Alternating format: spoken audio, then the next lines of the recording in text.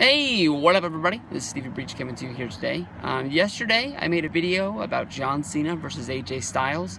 This video is going to be a little bit of a video correction. I know I talked about in the fact that WWE is pushing this as the dream match of all dream matchups, even though we're not going to ever see Sting versus Undertaker more than likely.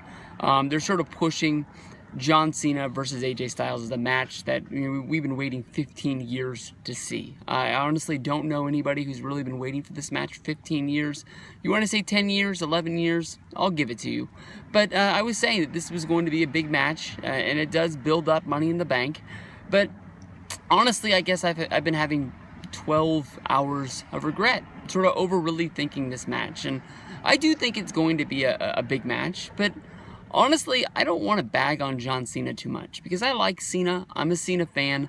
I am a supporter of, I guess you can say, WWE's new era. I don't really know what this new era is going to be, but at least they're sort of admitting that they do need to change what they're doing right now. I don't know if that means they're going to change the PG era. I definitely don't think it's going to mean that they're going to change Raw from 3 hours into 2 hours, but things are changing in WWE. I think, honestly, they haven't been happening as fast as we really could see. But I thought that WrestleMania 31 was really a big step forward. And since then, their coverage with ESPN, they covered WrestleMania 31. They covered the next SummerSlam. And since then, they've been having the Tuesday nights on SportsCenter, which honestly really has been a big deal. And ESPN has even said that because of WWE, their Tuesday night ratings have even gone up, and ESPN has even put out a statement basically saying that WWE is not paying them to put the coverage on SportsCenter. They're doing it not out of the kindness of their heart, but basically as a seeing that wrestling is pop culture, and people do want to see it. Is there probably a large amount of people who watch SportsCenter on Tuesday nights and don't want to see AJ Styles talking to the coach? Yeah, probably. But I think that ESPN notices that maybe those people aren't going to change the channel.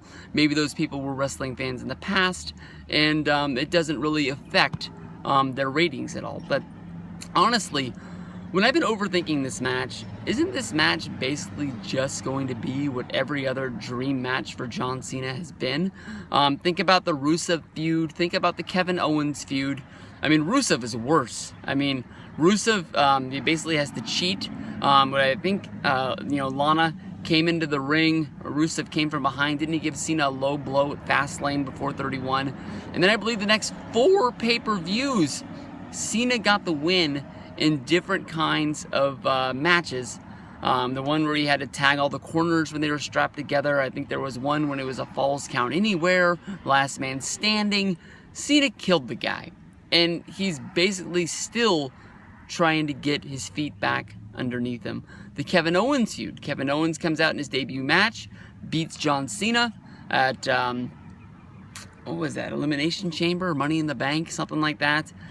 And then I think Cena beats Owens back-to-back on the next 2 pay-per-views.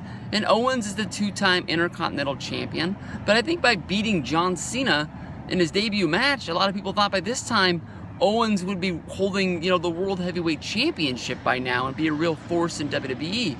And he's been a big part, but he hasn't been as big as we really thought he was going to be. AJ has had an awesome year. He debuted at the Royal Rumble, got a huge pop. He was in the Rumble for a large amount of time. Had some good moments in there with him and Kevin Owens and others and such. But he lost at WrestleMania. He lost against Roman Reigns in back-to-back pay-per-views. Isn't he more than likely just going to beat Cena in the first match, and then Cena will probably beat him in the next 2 matches, and then more than likely it's going to take the Club to beat him?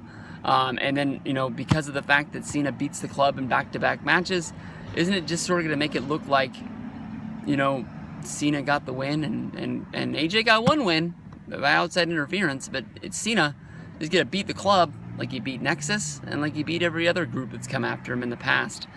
This is the new era for WWE. If it's going to be the new era, AJ needs to win this match. Possibly win the next match, and then maybe win the 3rd match. Let's see a change in WWE.